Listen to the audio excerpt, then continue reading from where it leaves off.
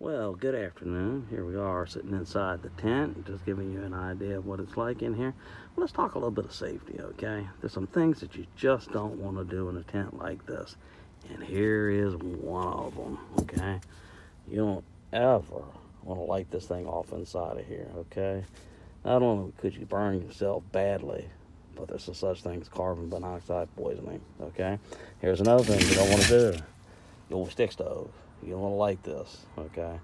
Before we started this little talk, you probably noticed a little bit of a picture that I took. It's really important, just common sense things you need to think about. Here's another little piece of advice for you that really make a big difference in your comfort in the tent, even safety.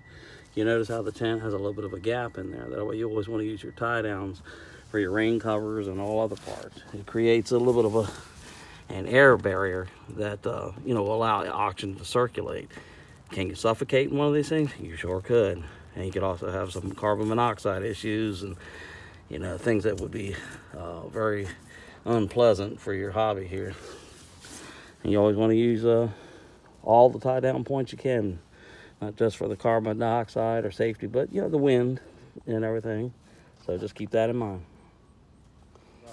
Totally buttoned up inside this tent now. And you can see an example of how much air you can get in here. And I know what you're thinking. Okay, it's going to be really cold. Okay, now your sleep system should be what carries you through the cold.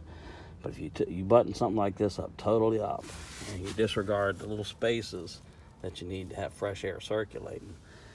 Well, we've already talked about lighting fires, carbon monoxide, suffocation.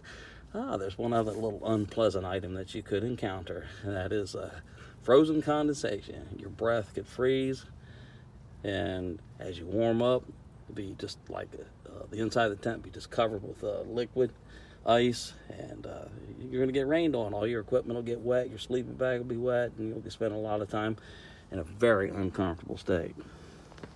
All right, well, thank you for watching this little safety episode. Here in the coming couple weeks, I've got a much larger tent coming. So we'll be ready to do some serious winter camping when the time comes. Y'all take care.